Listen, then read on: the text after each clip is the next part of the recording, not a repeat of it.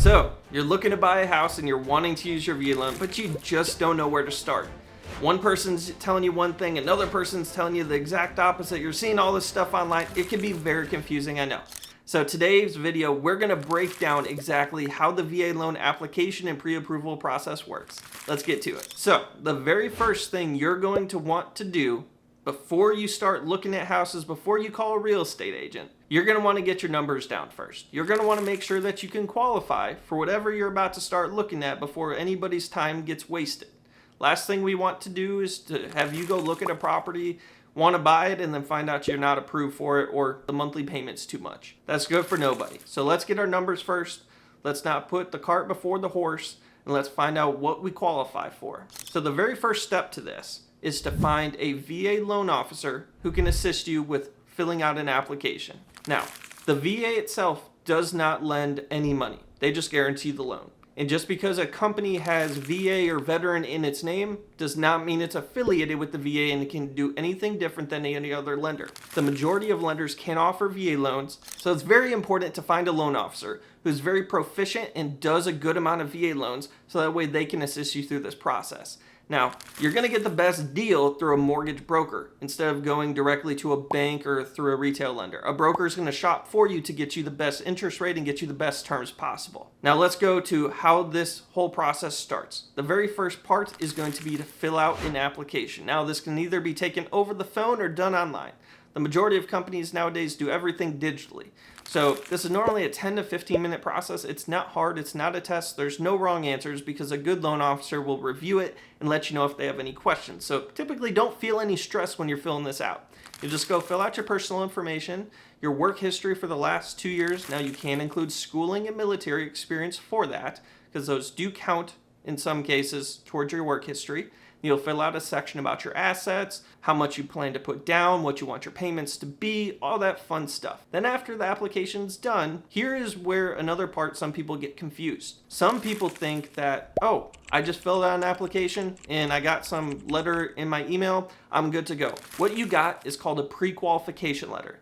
This means nobody's verified anything, nobody's done anything besides received your application, and based on what you told them, they tell you what they think you can get approved for. These aren't worth the paper they're printed on. What you want to do is make sure that you have a full pre-approval letter. What this entails is completing the application, submitting basic documents verifying all the information, and getting your credit checked. Now, when I say credit check, it doesn't always mean a hard inquiry. For example, we don't do hard inquiries up front, so I don't ding your credit when we're going through the pre-approval process. Now, that's not always the case because some circumstances require a hard pull up front so we can run AUS if it's a tough or tricky file. But for the majority of people, no credit check is required. And as far as the basic documentation goes, like if you're active duty, for example, I'll just need 1 month of LES, preferably 2, your last 2 months of bank statements, your last 2 W-2s, your orders papers if you're PCSing somewhere, now, and a copy of your driver's license. Now, once I have all that information, I'll be able to go through and look at your credit, your income, your assets,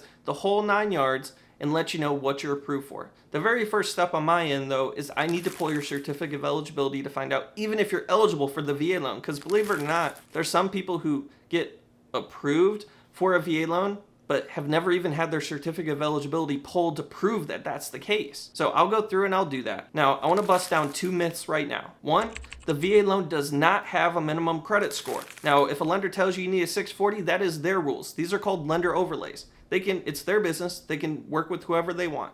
The VA in the handbook does not have a minimum credit score requirement. So for our company, we can go down to a 500 in some circumstances. Now, the next thing I want to tackle is debt to income. Again, the VA loan itself does not have a debt to income limit like other loans do. Some lenders may, some lenders may not. So it's very important to find out. The VA does have what's called a VA residual income calculation to make sure that you're not going to be house poor, that you, after this transaction, you have enough to pay all your bills and all that stuff. So we'll make sure that your VA residual income's good. We'll do a soft pull on your credit. We'll review all the documents. I'll get all the numbers dialed in. I'll let you know what your max approval amount is. Now, if I say, hey, you're approved for $400,000, definitely doesn't mean you have to go spend that. That just means here's what your max is. I want you to know what your options are. After that, we'll sort of backtrack a little bit and I'll ask you like what you want your monthly payment to be. If you're like, Tyler, I don't want my payment to be more than $2,500. I'll backtrack that and let you know, hey, here's where your approval amount sits based on estimated taxes and insurance. And at that point, I'll issue you my pre-approval letter.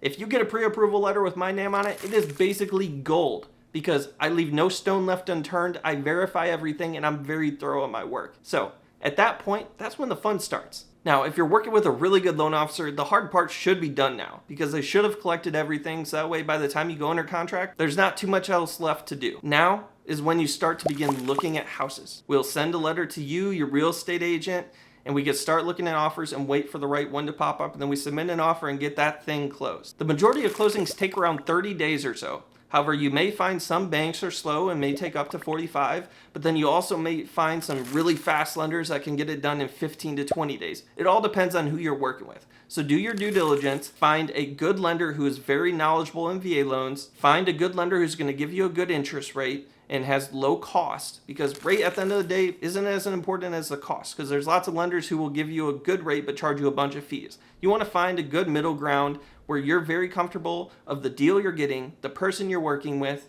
and the process is easy and smooth after that.